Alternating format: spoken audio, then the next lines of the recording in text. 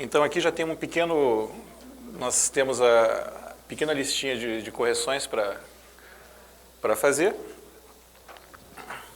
Então a primeira delas está sendo dito que aquele número, que é um número, enfim, que os físicos calculam, obtêm por meio de certos experimentos. Então é um número que ele tem uma dimensão, ou seja, ele tem unidades ali, né?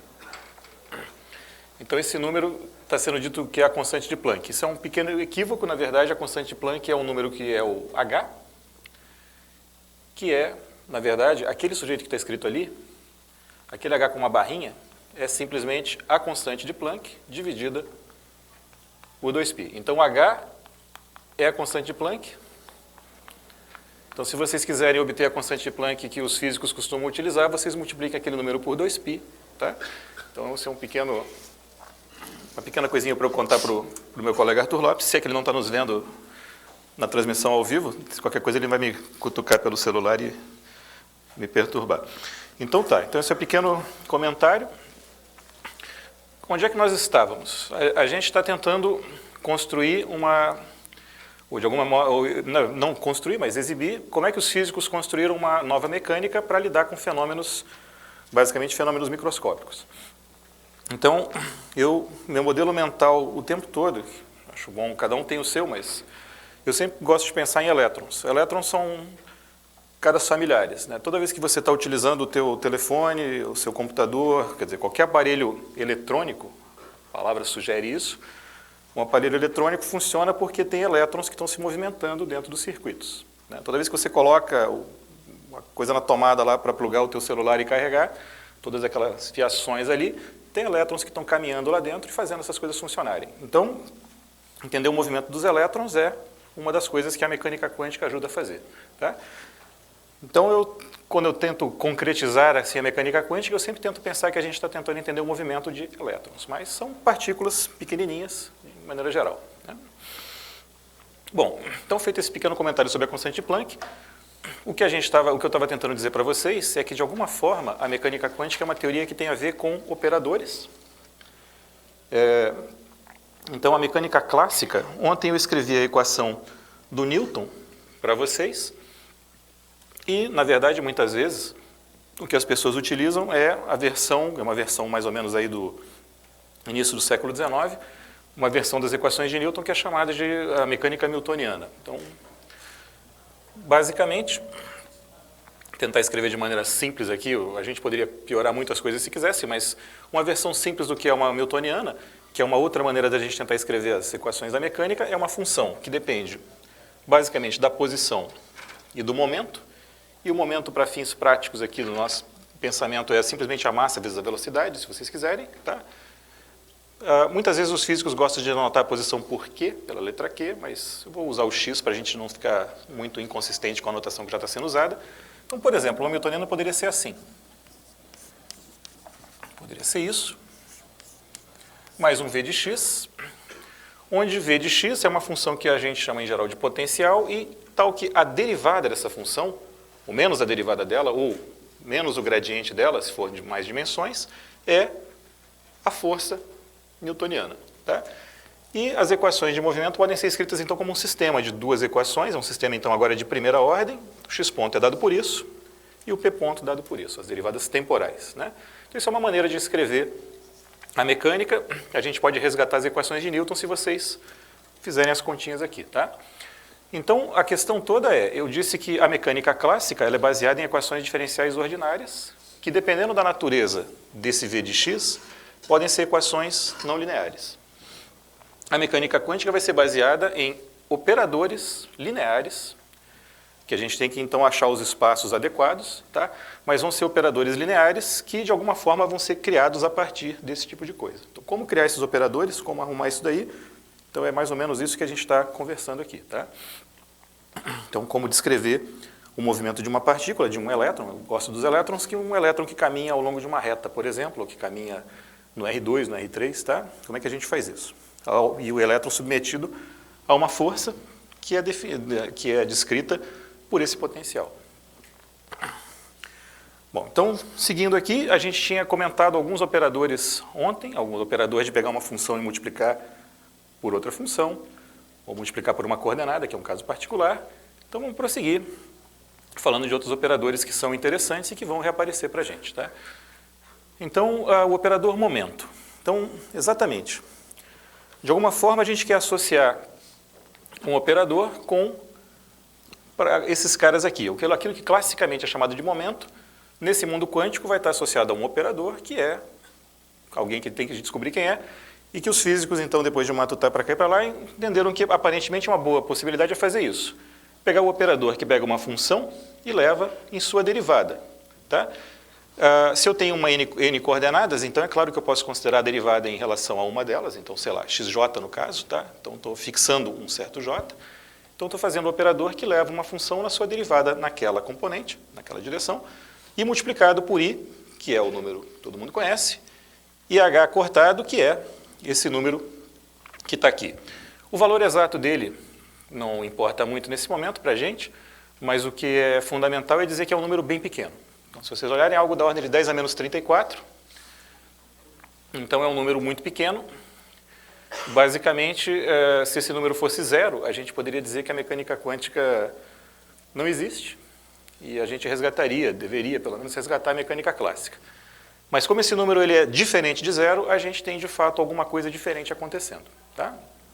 Então, esse é um operador que vai aparecer para a gente. Então, a gente está derivando em relação a uma certa componente. Estou derivando em relação a xj. Calma. Não pioremos as coisas. Bom, tudo bem. Acho que tudo que está de lá é mais ou menos isso aqui. Você está aplicando P, aquele operador P, caligráfico J, na função psi, é pegar a função psi e derivar em relação à sua componente xj e multiplicar por menos IH. Ok? Então, é isso que acontece. Então, sei lá, por exemplo, se você pegar uma função de teste aí, né, a gente está usando sempre uma função de teste, que é essa exponencial, por um motivo bem simples. Essa exponencial de menos x1 ao quadrado, blá, blá, blá, é uma função que decai muito rápido. Então, se você multiplica ela por um polinômio, ela continua decaindo muito rápido. Tá? Então, quando você integra essa função, a integral é finita. Se você multiplicar essa função por um polinômio e integrar, ela continua decaindo e continua sendo finita. Lembre que as nossas funções deveriam ter o quadrado integrável. Quando eu integro o módulo delas ao quadrado, isso deveria ser finito. Então, esse aqui é um bom cara para a gente fazer testes. Tá? Então, por isso que a gente está usando mais ou menos ele como um modelo mental o tempo todo. Então, estou aplicando esse operador aqui, derivando em relação à segunda componente, essa função. Derivando a x2, esse negócio, o resultado é isso aqui. Né? Fazer uma conta de derivadas. Tá? Bom, aqui tem um detalhe. A gente está querendo caminhar. Lembre que a gente estava comentando ontem que os operadores, quando são autoadjuntos, então a gente pode definir a adjunta de um operador, que é uma coisa usual na álgebra linear ou na análise funcional, e a gente gostaria de ficar com operadores que são autoadjuntos, porque os autoadjuntos eles têm um espectro real. Em particular, autovalores, se ele tiver autovalores, esses caras são reais. E isso é muito importante porque o que a gente quer fazer é uma situação na qual a gente vai ter um operador que descreve o sistema físico que está em estudo e os autovalores desse operador vão ser os resultados que você obtém quando você faz medições. Quando você vai no laboratório e quer saber qual é a energia do elétron que está lá grudado no próton para formar um átomo de hidrogênio, o valor que você vai obter é um dos autovalores, é um cara do espectro, de algum operador que de alguma forma descreve o movimento desse elétron em torno do próton. Tá? Então é importante que esses números sejam reais, então a gente vai se manter no mundo dos operadores autoadjuntos. Bom, para fazer isso, então, entra aquele detalhe, novamente eu digo, ontem a gente estava mencionando isso, aquelas coisas que a gente tenta às vezes jogar para debaixo do tapete, mas tem que fazer isso com um pouquinho de cuidado. Lembre que funções em L2, que é mais ou menos onde a gente está, não tem em princípio nem a obrigação de serem contínuas. Mas eu quero derivar essas funções. Então, é claro que eu tenho que restringir um pouco o domínio do operador para ter diferenciabilidade e para que a derivada das funções seja também integrável. Tá? Então, estamos fazendo essa pequena restrição aí. A gente fala que a função, então, ela é diferenciável. Com um suporte compacto, então, a gente pode derivar e ter uma certa bola compacta de forma que a função se anula lá fora. Tá? Então, no fundo é isso. A gente gostaria de poder dizer que, olha, você pega uma função que ela decai de alguma maneira de forma que fora de uma certa bola ela vale zero. Então, na pontinha da bola, no cantinho da bola ela está pequenininha, ela vale zero. Tá? Se você aumentar um pouco a bola, ela é zero. Tá?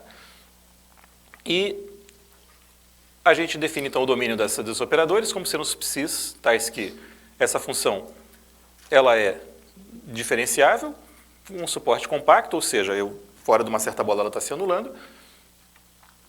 E esse conjunto, isso aqui é um conjunto denso dentro do L2. Tá? Então, a gente encolheu um pouco o espaço original, mas ainda assim tem um conjunto que é denso. Então dá para se virar. Tá? Então, é possível continuar trabalhando. Feito esse pequeno cuidado aí, tendo essa ressalva, a gente pode ir adiante e, por exemplo, tentar descobrir se esse operador é ou não autoadjunto. Tá? E a gente tem que fazer uma continha. Ups. Então, olha só. Quando você deriva uma função, né, quando a gente deriva um produto de funções, a derivada a gente usa a regra de Leibniz. Né? Então, vocês sabem que tem que derivar o primeiro pelo segundo, mais o primeiro derivada do segundo. De maneira que quando você escreve esse produto escalar, lembre, nosso produto escalar, nosso produto interno, o cara que aparece na segunda componente, ele aparece conjugado. Aqui na primeira aparece exatamente quem ele é, ou seja, a derivada disso aqui multiplicada por menos IH. Tá? Você faz uma integração, basicamente uma integração por partes, passando esse cara para o outro lado, e os seus termos de fronteira, eles desaparecem. Por quê? Porque os termos de fronteira têm a ver com calcular a função nas pontas, mas você deu um jeito de fazer com que ela tenha suporte compacto, de maneira que se você pegar uma bola um pouquinho maior, a sua função é zero lá fora, e o seu termo de fronteira desaparece. Tá? Então, aquele termo que tem quando a gente faz a integração por partes, que é aquela função calculada num ponto, em A e B, blá, blá, blá, esse termo sumiu. Então, ficamos com uma integral que é igual a essa. Então, isso aqui é exatamente isso, ou seja, esse operador acabou sendo autoadjunto. Tá? Então, isso é uma coisa importante. Já tem um pequeno delay aqui, tudo bem? Vamos lá. Ops. Então, esses operadores aí vocês podem utilizar, não importa se o J é 1, 2, enfim, qual a componente que você escolheu. Tá? E esses operadores não são limitados. Realmente, se você pegar uma função, por exemplo, como a função seno de nx, né? Seno de nx é uma função que é limitada, mas se você deriva, você pode, a derivada disso vai ser n vezes o cosseno, e o n pode ser tão grande quanto você queira, então esse negócio pode ficar imenso. Okay? Então você pode derivar uma função que está lá oscilando entre menos 1 e 1, e a derivada ser gigante. Então esse operador, de fato, não tem como ser limitado. O espectro não vai ser numerável, tá? Vai ser, de fato, a reta. E a situação é ainda mais curiosa, porque, por exemplo, esse cara não tem também autovetores, tá? Não tem autovalores. Isso aqui, eu não sei se é isso que está falhando ou se é... Tá, então, se a gente pega um operador como esse, isso aqui é chamado de operador momento. Tá? Só um minuto, só mencionar por que a gente não vai enxergar basicamente autovalores. Tá, deixa eu... Isso aqui está... Estou brigando com o equipamento aqui hoje. Então, só uma última coisinha. Se a gente tentar escrever uma equação, não vou escrever o IH só para a gente não se perder à toa, mas se eu escrever uma coisa assim, igual a lambda f de x, isso aqui deveria ser uma autofunção ou um autovetor associado ao operador de derivada, certo? Vamos pensar em funções reais, tá? Só que se você faz isso, essa equação que está escrita aqui é fácil de resolver. Como é que é essa equação? Qual é a solução dela? É que o f de x é a exponencial de lambda x vezes uma certa constante. Isso aqui é a solução dessa EDO. E se você admite que a função, por exemplo, não é zero na origem, essa constante vai ser diferente de zero. Tá? E agora, essa função que apareceu aqui, essa exponencial, se você bota um lambda, a não ser que você faça uma coisa meio boba de botar o lambda igual a zero, e mesmo se você fizer isso, você vai ter uma função constante, né? Essa função que está aqui, você, ao longo da reta, não tem como integrá-la, certo? Essa integral vai explodir. Então, esse objeto que está aqui, ele é um cara bonitinho, essa equação é satisfeita, mas esse elemento não é o elemento que vive em L2. Quando eu integrar isso aí, a integral não vai ser finita, ok? Então, não tem como eu fabricar autofunções para um operador desse tipo. Mas, o espectro não é feito só de autovalores. Tá? E quando a gente lida com coisas de dimensão infinita, isso aparece de maneira muito explícita. Então, o espectro, no final das contas, não vai ser vazio. Tá? Mas autovalores, a gente, estritamente falando, não tem. Tá? Bom, então a gente pode agora lidar com o quadrado do operador. Então significa aplicar duas vezes, ou seja, estou fazendo aqui é aplicar a derivada duas vezes em relação a uma certa direção. Então chamo esse operador de p quadrado, pj quadrado, para dizer que eu estou derivando duas vezes na direção j, ok? Então, tudo isso está caminhando, tá, no sentido de, olhemos aqui para a nossa Hamiltoniana clássica, aquelas equações que o Hamilton sabia escrever já no início do século XIX. Então, um problema de mecânica clássica tem a ver com uma função que está aqui e uma certa equação diferencial ordinária que está escrita aqui. Agora, nós mencionamos na aula de ontem uma maneira de pegar um operador que é pegar uma função e multiplicar por um certo v de x. Então, parece que tem um pedaço do operador que está ligado a isso aqui. Agora, a gente está tentando fabricar algum operador que tem a ver com p ao quadrado de alguma maneira. E esse operador é, essencialmente, a derivação. Tá? Então, aparentemente, vai ser o que a gente vai associar a isso. Então, a gente está caminhando na direção de tentar associar a esse objeto, isso é uma função, tá? Isso aqui você pode pensar que o x é um número real, que o p é outro número real. Isso aqui, basicamente, é uma função de R2, por exemplo. O que a gente está querendo é associar um operador a esse objeto. Então, fazer isso é o que se chama de fazer uma quantização. Ou seja, criar um objeto quântico que descreve o nosso sistema que está em estudo, ok? Bom, então agora fazemos as considerações técnicas semelhantes aqui. Se você quadra o operador, você tem um menos vezes menos, que vai dar mais, mas tem um i vezes i, que dá aquele menos, tem o h quadrado, né? É o h cortado, enfim, é sempre esse cara que é a constante de Planck dividido por 2π. Chega uma hora que você cansa disso e começa a chamar esse cara de 1 e esquece dele, mas às vezes é bom mantê-lo escrito o resto da vida, tá? Então vamos mantê-lo. E agora temos umas considerações técnicas do mesmo estilo, que a gente tem que fazer restrições de domínio, toda essa coisa, tá? Então, esse é o operador, pega uma função, leva na sua derivada. Vamos seguindo em frente. Tá, a coisa vai... O operador, novamente, dá para mostrar que é autoadjunto, também não é limitado, né? De novo, derivar, você pega uma função, pega o seno ou cosseno, deriva, e você vai ver aparecendo um n ou n quadrado na frente, então isso vai crescer. Bom, está aí o laplaciano. Então, outro operador mais ou menos da mesma família, né? O que acontece é que você está derivando uma certa função, duas vezes numa coordenada, mais duas vezes na outra, e etc. E vai somando isso, né? Então, esse é um outro operador, né? Então, são todos parentes. Esse operador, chamado de P2, é um objeto que a gente quer associar, então, a isso aqui, porque se você tem mais componentes, o que deveria ser esse objeto? Deveria ser a componente x ao quadrado, mais a componente y ao quadrado, mais a componente z ao quadrado, né?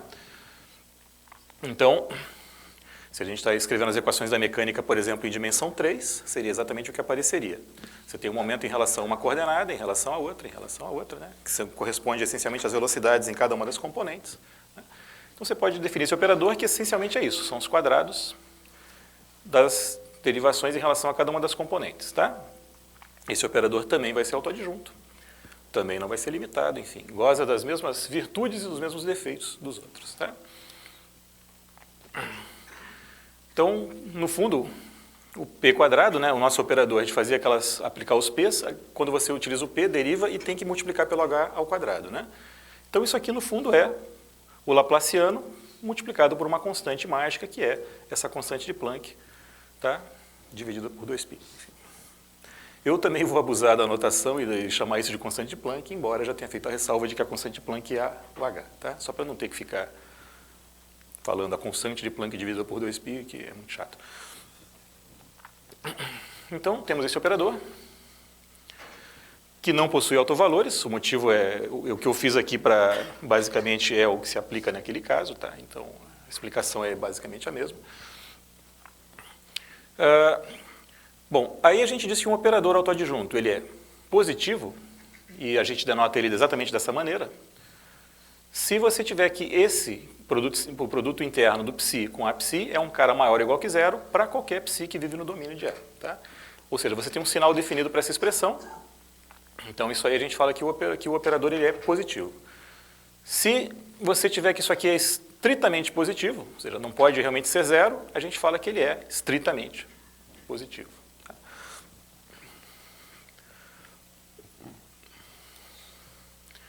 Bom, então um operador que é autoadjunto, que é positivo, ele só tem autovalores não negativos. Então, se você coloca lá essa expressão, essa desigualdade que vem do fato de ser positivo, coloca aqui, por exemplo, troca o psi pelos autovetores, por exemplo, você vai chegar numa expressão assim, isso aqui é uma coisa maior ou igual que zero, maior que zero, na verdade. Então, o lambda tem que ser também maior ou igual a zero. Tá? Então, isso define o sinal dos autovalores.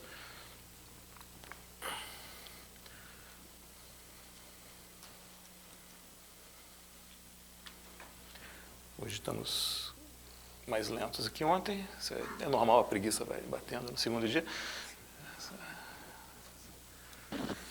É isso aí. Então, o nosso operador autoadjunto, ele vai ser, se ele é positivo, ele tem autovalores não negativos, né? Então, vamos em frente. Aí o operador P2, o P quadrado, aquele operador lá que é a soma dos quadrados dos momentos, que é a soma das derivadas, né, das derivadas segundas, é um operador positivo. Tá? Então, se ele tiver autovalores, esses autovalores vão ser não negativos. Tá? Caso bem concreto, botando os pés no chão, né, a gente pega então desce de um espaço de Hilbert estratosférico, pega um espaço de Hilbert bem simples, que é o C2, é um espaço então de dimensão finita. Você pega essa matriz, ela então define um operador linear, que ela é autoadjunta, e de fato, para ver que autoadjunto não é difícil, você verifica que se você olha essa componente, que é a componente 1, 2, a entrada 1, 2 da matriz, e essa aqui que é a componente 2, 1, uma é a conjugada da outra. Né? Isso aqui são reais, os caras da diagonal principal, então isso aqui é uma matriz autoadjunta. Ela de fato é positiva e você pode calcular os autovalores, descobrir quem são. Tá? Então, se você tem um A que é autoadjunto, se você pegar o operador A quadrado, ou seja, A composto com A, isso também é positivo. Por quê? Se você escrever A quadrado, deveria ter uma vírgulazinha aqui. Se você passa, isso aqui é A vezes A. Você pode passar o A para lá com A adjunto. Mas acontece que o A estrela é o próprio A, né? Que ele é autoadjunto. Então você tem A aplicado em psi e A aplicado em psi, que é uma coisa maior ou igual que zero. Tá? Então esse operador é sempre positivo.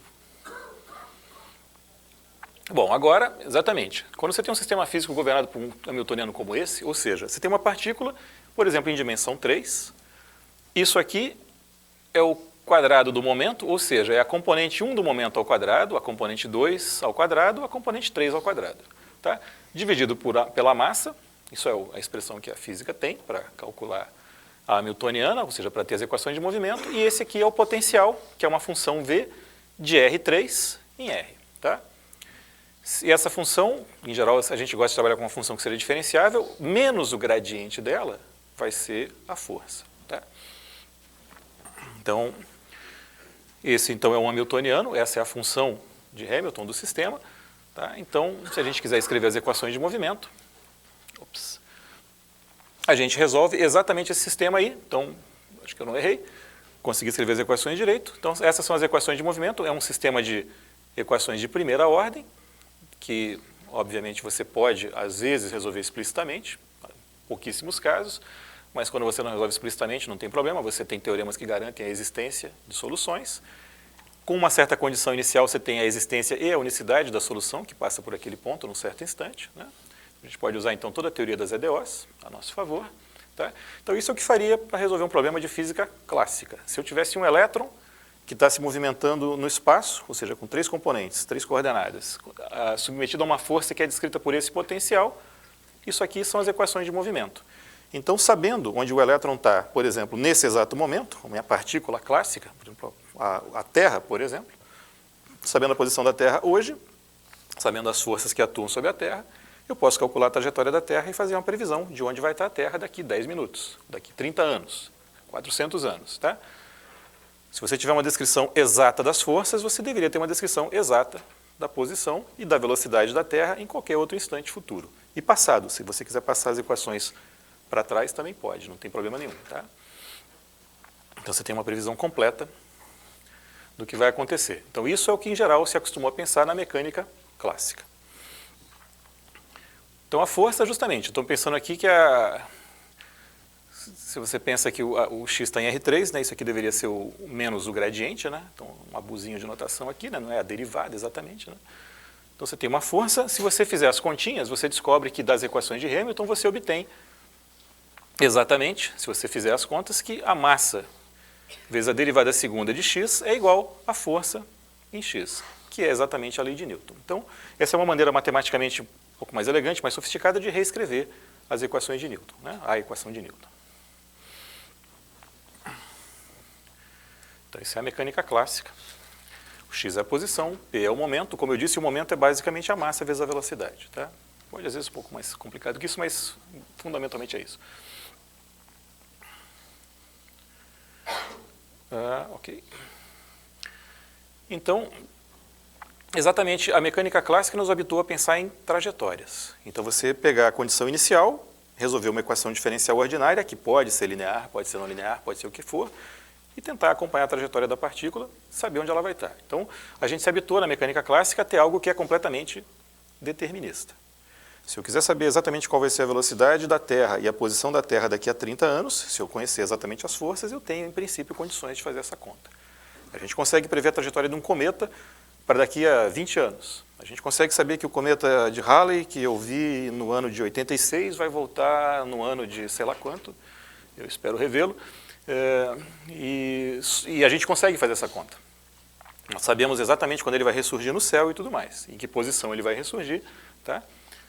Mas, incrivelmente, se eu perguntar para vocês se vai chover no final de semana, a gente não sabe. Né? E, basicamente, porque as pessoas que escrevem as equações que descrevem a condição da atmosfera no final de semana têm que resolver equações que são bem mais complicadas que as equações da mecânica. E eles têm uma quantidade de coisas que eles não conhecem maior. Eles não conseguem dizer qual é a pressão a cada 5 centímetros na atmosfera. Eles não conseguem descrever a temperatura a cada milímetro na atmosfera. Então, eles têm que dividir a atmosfera em uma grade. Então, você tem uma informação aqui no aeroporto Santos Dumont, uma outra aqui num posto meteorológico não sei aonde, uma outra aqui, outra aqui. Você interpola mais ou menos a condição da atmosfera, faz as suas contas, envolvendo erros. Claro que esses erros se propagam. Então, sua previsão, para um dia ela é bem boa, para 2 dias mais ou menos, para 3 vai diminuindo. Se for para uma semana, você basicamente é melhor jogar um dado. Tá? Estou exagerando, mas... Então, existe uma incerteza porque o conhecimento da condição inicial é muito complicado no caso desse. Mas, em princípio, se houvesse um conhecimento perfeito da atmosfera no dia de hoje, as equações que governam um sistema meteorológico, em princípio, também são totalmente deterministas e nos deveriam permitir prever o tempo daqui sei lá quantos anos quando o cometa Halley voltar. Então, no dia que o cometa Halley voltar, eu posso prever que na noite tal ele vai estar em tal posição e não vai ter nuvem, eu vou poder olhar para ele. Tá? Então, a primeira parte a gente sabe fazer. A segunda a gente incrivelmente não sabe. Mas não sabe por limitações do método numérico usado para fazer essas contas, de como obter os dados iniciais. Tá? Então é uma ignorância por conta da gente não conseguir obter todos os dados, mas em princípio a gente admite que poderia sim, pelo menos em tese, saber a pressão em cada ponto da atmosfera, ou a temperatura, ou a velocidade do vento. Por aí vai.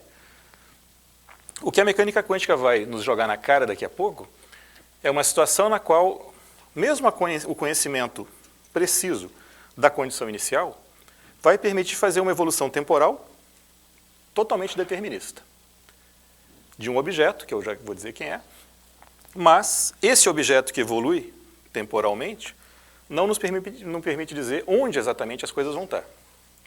Então, se eu conhecer as condições de um sistema, de um elétron, nesse momento, e alimentar minhas equações, fazer minhas continhas, eu posso prever que amanhã eu tenho uma probabilidade do meu elétron estar próximo daquela cadeira. Uma probabilidade do meu elétron estar próximo daquele equipamento todo de audiovisual ali. Mas eu não tenho como prever se ele vai estar ali ou ali. Tá? E aparentemente não é só um problema de eu ter que refinar meus dados e ter medições melhores. É um problema que parece, pelo menos uma das interpretações, parece uma coisa intrínseca à mecânica quântica. Tá? Então, isso é um problema filosófico. Como eu disse, eu não quero discutir filosofia, nem ousaria fazer isso, mas parece ser parte da realidade. Pelo menos eu prefiro encarar dessa maneira. Quem tem problemas com isso, bom, aí sei lá, isso aí é cada um que vai na sua confissão, aí, no terreiro, no padre, sei lá, bom, aí se resolve. Mas eu adoto o credo do filósofo absolutamente ingênuo, não sou um filósofo, então eu tento ser pragmático. Tá? Então vamos prosseguir. Nós temos aqui a nossa mecânica clássica. Essa equação que está escrita aqui, ela corresponde ao que a gente chama de um oscilador harmônico. Né? Então esse potencial, que é um potencial x ao quadrado, ele corresponde a uma força que ela é menos kx. Ela é uma força que quando você puxa um cara nessa direção, quanto mais você puxa, mais a força faz ele voltar. Se você puxar para o outro lado, a força faz ele voltar também. Então, é uma força chamada muitas vezes de restauradora. Né? Então, o que acontece é que esse cara começa a oscilar em torno do ponto de equilíbrio, que seria, no caso, x igual a zero. Então isso é o oscilador harmônico, isso é a mola perfeita. Ela tem uma força que é exatamente proporcional ao quanto você distende a mola. Tá? Então esse é um caso em que é possível resolver as equações de maneira explícita. Se vocês escreverem essas equações de Hamilton aqui, vocês vão encontrar exatamente as soluções e descobrir quem é a função de t que descreve a trajetória de uma partícula que está obedecendo aquela expressão lá. Tá? Bom, esse número, se você calcular, então agora você tem o P, que te dá é a massa vezes a velocidade em cada ponto, você tem o x, que é a posição, e se você calcular esse número, incrivelmente, esse número aqui, a soma do P quadrado sobre 2m mais v de x, é um número que ao longo da trajetória ele não muda. Esse número corresponde exatamente àquilo que é chamado de energia mecânica do sistema. Então esse número é uma constante de movimento. Então a energia mecânica não muda ao longo de uma trajetória. Tá? Isso é uma coisa bem bonitinha. Ajuda a entender bastante coisa da mecânica. Então isso é uma constante de movimento. Então esse número, a hamiltoniana, essa função, ela em geral está associada fortemente àquilo que é a energia mecânica de um sistema. Tá? Então vamos lá. Então justamente está sendo comentado aí que esse número ao longo da trajetória ele é constante. Tá? Então, e não é difícil, se vocês derivarem aquela expressão em relação a t e usarem as equações de movimento, vocês vão ver que vai dar zero. É uma coisa bonitinha, um bom exercício de se fazer. Tá? Então, na mecânica quântica, o que a gente vai fazer? Você vai considerar inicialmente a posição da partícula. Então, a partícula tem uma certa chance de estar aqui ou ali. Tá? Então, você vai ter a probabilidade de encontrar a partícula numa certa região. Então, é isso que... Deixa eu tentar aplicar isso aqui. Olha só, deixa eu sair um pouco das transparências e tentar ir para o quadro um pouquinho. Se a gente pensar que a gente está na reta, não perdemos nada. Então, o que está acontecendo? Você tem uma reta, que é onde vive o nosso elétron, que é a minha partícula quântica por excelência. Você tem uma função psi.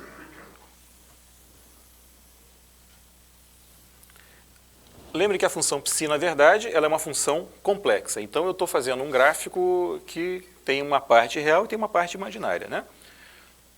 E o que é interessante é que a gente pode, na verdade, calcular um número real associado àquele lá, que é isso aqui, então, é uma função de x. Bom, e ele depende também do tempo. Tá? O tempo está parado, então congelamos o nosso instante t. Então, o t está fixo. Então, num certo instante, num certo momento inicial, isso aqui descreve o quê? Então, esse é o ponto fundamental da brincadeira. Deixa eu escrever aqui o psi ao quadrado, na verdade. Isso aqui agora, isso é real, então realmente vai ter algo parecido com isso. Aqui vai ser pequeno, aqui vai ser maior, aqui vai ter umas oscilações. Essa função psi, ela apareceu basicamente nas equações do Schrödinger. Então, ontem eu estava contando para vocês que dois caras, basicamente, começaram a fazer aquilo que a gente chama de mecânica quântica. Um foi o Heisenberg, que fez uma coisa bastante estranha, usando matrizes, uma coisa realmente esquisita de entender à primeira vista. E o Schrödinger fez uma versão, que depois as duas se mostraram equivalentes, mas ele fez uma versão ondulatória. Então, o que o Schrödinger fez, é algo que a gente vai fazer aparecer daqui a pouquinho ali, é uma maneira, uma equação para que essa função psi, que essa função psi de x e t obedece. E essa função se parece com uma função de onda, ela parece uma onda, parece algo que oscila. Tá? Daqui a pouco a gente vai ver a equação que o Schrödinger escreveu e vai ficar mais claro por que esse negócio se parece com uma equação de onda, tá? Por que isso parece uma onda. Mas para o próprio Schrödinger não era claro o que essa onda significava. Primeiro porque esse psi não é uma função real, ele é uma função complexa, tem parte real e parte imaginária. Então, o Schrödinger fez contas interessantes usando isso, fez alguns resultados, mas ele não sabia interpretar exatamente o que era isso aqui fisicamente. E quem efetivamente vai fazer uma interpretação é um cara chamado Max Born. Então, o Max Born, basicamente, foi o cara que percebeu o seguinte, que essa função, o significado físico dela, na verdade, é o seguinte. Então, a primeira coisa é o fato importante. A gente precisa normalizar aquela função lá. Tá? Então, esse é um primeiro dado aí. Lembrem que nosso espaço de Hilbert é o espaço no qual as funções têm quadrado finito. Então, se elas têm quadrado finito, nada me impede de eventualmente multiplicar aquela função por uma constante para que a integral dê 1. Tá? Então, a integral na reta da função psi de xt dx é 1. Você normaliza para que isso aconteça. Bom, esse objeto que está aqui dentro é uma função real e maior ou igual que zero. Funções reais que são maiores ou iguais que zero, cuja integral dá 1, são coisas que qualquer pessoa aqui que já estudou um pouco de probabilidade já deve ter visto e já deve ter chamado de uma densidade de probabilidade. Tá? E a densidade de probabilidade, qual é o significado disso? Então, o que o Max Born nos disse sobre aquelas funções psi que estavam aparecendo nas equações que o Schrödinger escreveu, que é uma equação que eu não escrevi aqui ainda. Ele disse o seguinte, que a probabilidade de você encontrar... Lembrem, nossa história toda é sobre um elétron. Então, eu tenho um elétron que é descrito por aquela função psi de xt. Então, a probabilidade de eu encontrar minha partícula numa certa região A, numa caixa, tá, vou escrever a caixinha assim, sei lá, de x1 até x2, sei lá se é a melhor notação, no instante t, é dada pelo quê? Eu quero saber, então, qual é a probabilidade de eu encontrar a partícula nessa região. É dada pela integral desse objeto nessa região. Tá? Então, uma integral da função psi, xt, dx, na região x1 a x2. Então, se você olhar para cá, se você pegar uma caixinha mais ou menos aqui, o valor dessa integral te dá a probabilidade de encontrar a partícula entre esses dois pedaços aqui. Se você fizer a mesma conta aqui, é bem razoável imaginar que então a probabilidade de achar a partícula aqui é bem menor do que achar aqui, ok? Mas, esse é o detalhe fundamental, então é isso que tem que insistir. Em princípio, a evolução temporal de um sistema quântico me permite dizer, então, no instante t, qual é a distribuição de probabilidade da partícula. Me permite dizer, no instante t, qual é a chance de eu encontrar a partícula aqui, ou aqui, ou aqui, ou em qualquer outro lugar. Tá? Mas eu não consigo dizer onde exatamente ela vai estar. Então, bom, aí vem o lado filosófico. Será que a pergunta de onde exatamente a partícula vai estar faz sentido? Então, o que muita gente às vezes argumenta na mecânica quântica, e como eu disse, aí a gente vai entrando do lado filosófico, é que a pergunta onde a partícula realmente está no instante t é uma pergunta irrelevante. Tá? O que eu sei é a probabilidade dela estar aqui e ela tem uma probabilidade de estar aqui, ou aqui, ou aqui, ou aqui. E enquanto eu não efetuar uma medição, for lá e descobrir a partícula está exatamente aqui, enquanto eu não fizer isso, eu não sei onde ela está e eu não digo que ela está em lugar nenhum. Tá? Eventualmente vocês vão ouvir expressões que são muito enganosas de que a mecânica quântica permite que a partícula esteja simultaneamente aqui e aqui. Isso, em geral, não é uma coisa muito legal. Diga.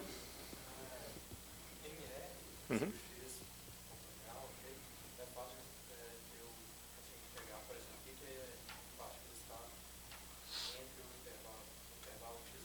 Uhum.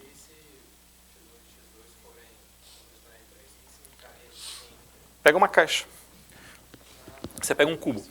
Se você estiver no R2, você poderia pegar uma caixinha, você define o x1, x2, y, y2, e você quer saber a probabilidade do cara estar numa caixinha. No R3, numa caixinha, num quadradinho, né, num retângulo. Se você estiver no R3, você poderia botar uma componente a mais, tem um paralelepípedo aqui, tá? Você pode fazer a mesma conta, ok? Mas então, só voltando ali no nosso amigo, essa afirmação em geral, a partícula está em dois lugares ao mesmo tempo. Na verdade, assim, quando você efetua uma medição, tá? Pelo menos até onde vai a minha ignorância, isso é uma coisa importante, isso é uma ressalva fundamental. Você, quando faz a medição, você acha a partícula aqui, ou acha ela aqui, ou acha ela ali. Você não acha a partícula aqui e aqui simultaneamente, ok? Então, por isso que, assim, eu sou um pouco pragmático quanto a isso. Como eu disse, eu sou ingênuo realmente, não vou ter nenhum problema para confessar isso. Não entro nos detalhes filosóficos disso, mas eu basicamente aceito a visão de que enquanto você não efetua a medição, a partícula não está nem aqui, nem aqui, nem aqui. Ela não está vivendo em todos esses lugares ao mesmo tempo. Eu sei lá onde ela está, não quero saber. Eu sou absolutamente pragmático, no sentido boreano da palavra, e quando eu medir e encontrar ela aqui, ela está aqui. Antes disso, eu O que ela faz eu realmente não sei. Perguntem a partícula. Eu, ingenuamente, procuro jogar isso para debaixo do tapete. Posso ser queimado por causa disso? Não tem problema. Tá? Não vai ser, vão ter outros motivos para vocês me queimarem? Não tem. Tá? Então, tá? Qual caixa?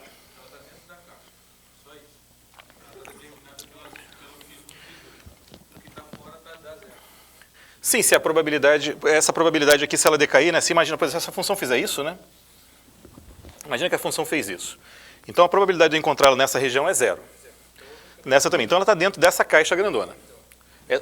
É só o que eu sei dizer. É só o que eu sei dizer. Então, exatamente. Pois é, então tá bom. Então estamos concordando, então estou feliz. Então, tá? Ótimo. Então, um bom momento para não acabar com a discussão filosófica. Então, tá? Então, o que acontece? Essa é a interpretação que é feita desde o Max Born. Se vocês quiserem procurar coisas mais sofisticadas, mais exóticas, mais sutis, sempre existe para todo gosto. Eu vou ser bem pragmático. Então, o que a gente tem é uma densidade de probabilidade, que é essa função psi ao quadrado. E o que é importante é o seguinte: sabendo como é que essa função é no instante t, que é o nosso instante inicial, como é que vai ser a cara da função psi de xt daqui 10 minutos, daqui 30 minutos, 40 minutos? A gente precisa ter uma equação que descreva a evolução temporal dessa função, ok? E é isso exatamente que o Schrödinger descreveu. Então, deixa eu avançar até a equação do Schrödinger. Então, o Arthur está dizendo aqui, basicamente, nas transparências dele, basicamente o que eu estava dizendo, então eu vou caminhar mais ou menos rápido aqui. Uma entidade matemática, eu sempre coloco com a palavra entidade, que é uma palavra às vezes utilizada nas religiões africanas, então, né, eu prefiro não falar uma entidade matemática, sei lá, é um objeto matemático, coisa assim, não sei, para evitar associações desnecessárias. Então, justamente, se a densidade de probabilidade, então estamos concordando, a nossa integral quadrada é 1, a gente normaliza as funções, tá?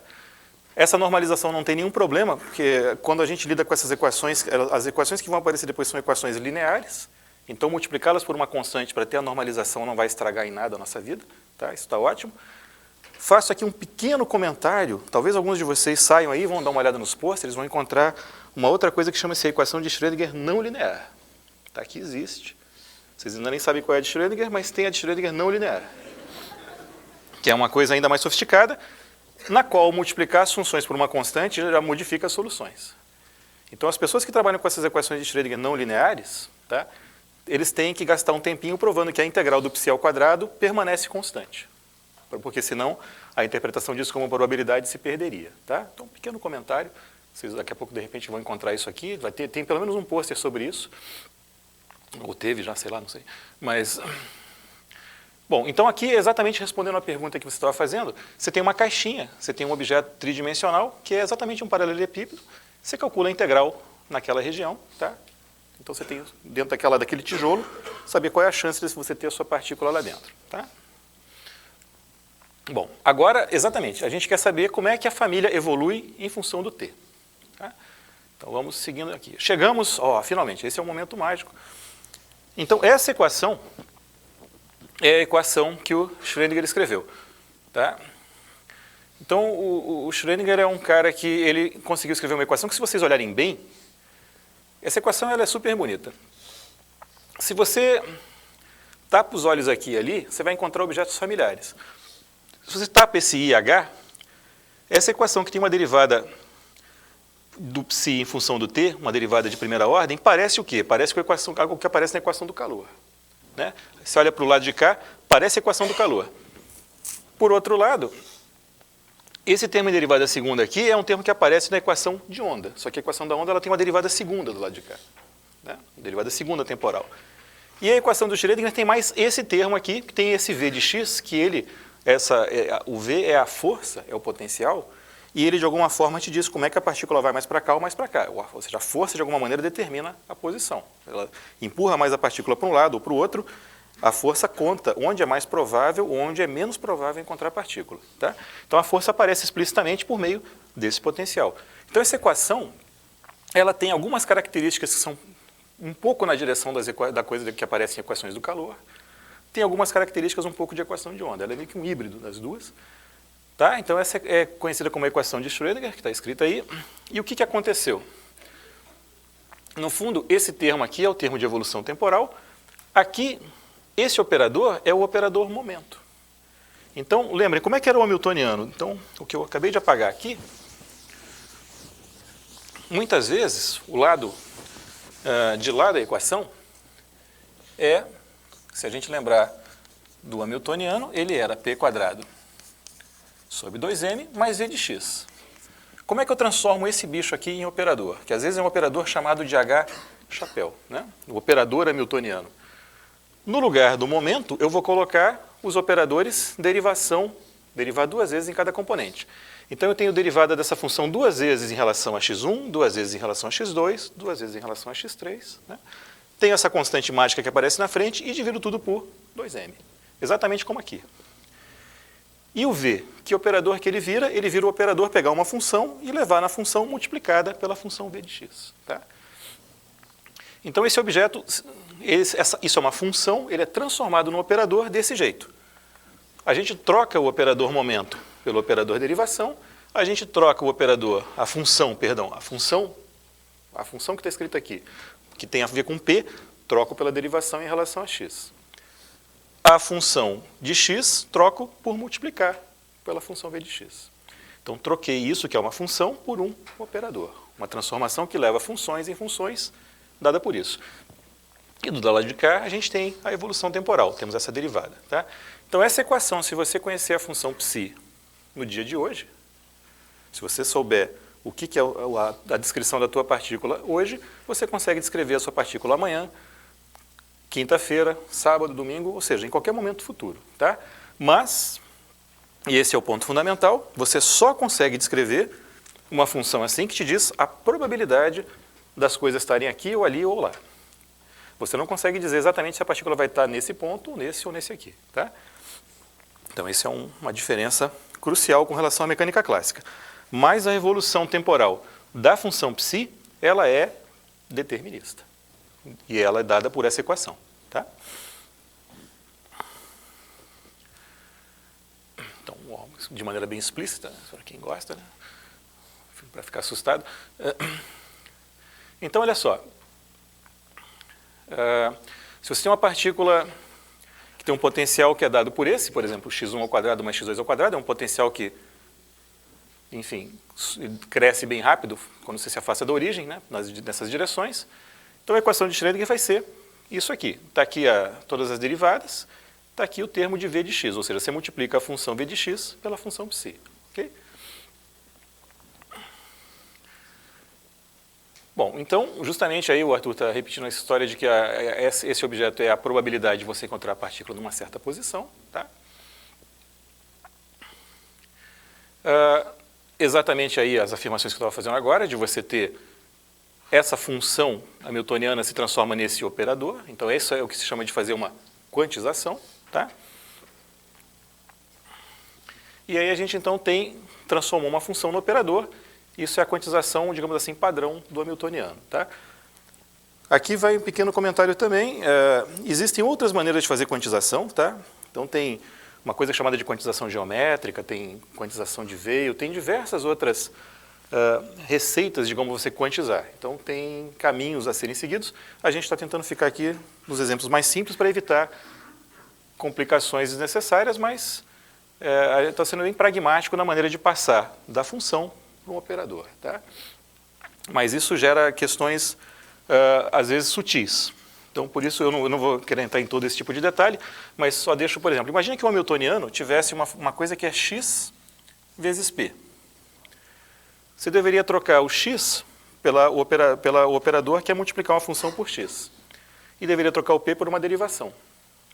Acontece que, para funções, x vezes p ou p vezes x, esse número vezes esse, ou esse vezes esse, isso é igual. Mas como operadores, olha só, isso aqui tem que atuar em alguma função. Então, se eu pegar uma função psi, aplicar o p seria calcular uma derivada, e depois eu vou lá e multiplico por x. Fazer isso significaria multiplicar a função por x e depois calcular a derivada.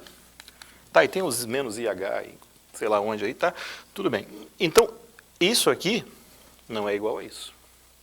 Mas, classicamente, se o hamiltoniano fosse x vezes p ou p vezes x, tanto faz. Quanticamente, isso é diferente daquilo. Então, como é que eu quantizo um hamiltoniano que é x vezes p, por exemplo? O que você faz? Tá? Então, tem maneiras de resolver esse tipo de problema, de passar por essa sutileza, mas se o hamiltoniano é da forma p², ou seja, se a variável p não está aparecendo junto do x, não está multiplicado, se a gente está com um hamiltoniano mais ou menos assim, a vida é um pouco mais fácil e é mais ou menos aqui que a gente vai ficar, ok? Mas, isso é algo a se pensar. O que você faz? Bom, então tem uma maneira de fazer isso, mas tem uma sutileza aí, tá? Tem que meditar sobre o que fazer. Então vamos ficar um pouco de longe disso, mas alerta para o problema. Então a gente tem uma certa condição inicial, que é uma função que eu vou chamar de psi0, tá? Que é a função no instante t igual a 0. Agora você pega lá, essa hamiltoniana que está escrita aqui é exatamente, tem a ver com p² mais x², que é a hamiltoniana do quê? Do oscilador harmônico, tá? Daquela massa que está presa por uma mola ao centro. Então isso aí vai virar a seguinte equação de Schrödinger. Isso aqui vai ter a ver com a derivada, e isso aqui vai ter a ver com multiplicar a função psi por x², ok? Se você resolve a equação diferencial que aparece, com uma condição inicial que está escrita depois, não me pergunte por quê, se a condição inicial é essa, ou seja, essa condição inicial é uma gaussiana, tá? Então o que está acontecendo? A gente está pegando uma função que no instante inicial, ela está assim. Então ela tem uma cara basicamente assim. Isso aqui é a função psi de x no instante t igual a 0. Tá? Então significa que se no instante inicial a partícula tinha uma grande probabilidade de estar próxima do centro, uma probabilidade bem pequena de estar afastada do centro. Tá? Quando isso evolui, de acordo com aquela hamiltoniana, ou seja, o oscilador harmônico quântico, curiosamente, olha só, você vê que a evolução daquele estado inicial é a própria função, a mesma função psi0, só que multiplicada por esse termo exponencial de menos i meio de t, ok? Só que esse termo, o que acontece quando você calcula a probabilidade? Agora imagina que passou um certo tempo t. Tá? Então, se você calcular a probabilidade, você tem que calcular psi multiplicado por quem? Pela psi conjugada. E calcular a integral para ter a probabilidade numa certa região, ok? Mas o que acontece com psi vezes psi conjugado? Olha só, essa parte aqui, ela é real, né? Esse pedaço ele é real. A única parte imaginária é essa. Quando você pegar o conjugado disso, vai ser elevado a mais isso.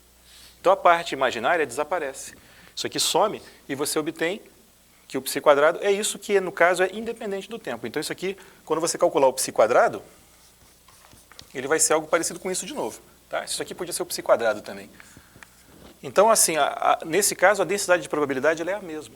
Então, se você começar exatamente com esse perfil de probabilidade, isso se mantém constante no tempo. Você continua tendo, depois de 20 minutos ou depois de 30 dias, a probabilidade de encontrar sua partícula próxima da origem é muito maior do que encontrar nas extremidades, ok? Isso se ela começasse assim, tá? Se não começar assim, a vida é mais difícil, tá? Mas, deixa eu ver se... Bom, então, resumindo um pouco da nossa conversa, de maneira pomposa, a gente está usando a palavra postulado, embora aqui a gente tenha que ser um pouquinho mais modesto. Ninguém está querendo dizer que a gente está conseguindo tirar uma teoria de 2 ou 3 axiomas, como, por exemplo, a geometria de Euclides, ou enfim. A gente está tentando resumir mais ou menos o que os físicos dizem, tá? Usando uma palavra bonita que é a palavra postulado. Então, digamos, é um pouco postulado, um pouco mais no sentido físico da maneira de dizer. Tá? Então, se a gente tem uma partícula que se move sob a ação de um certo potencial, então a gente tem uma equação de Schrödinger que descreve a evolução temporal, tá?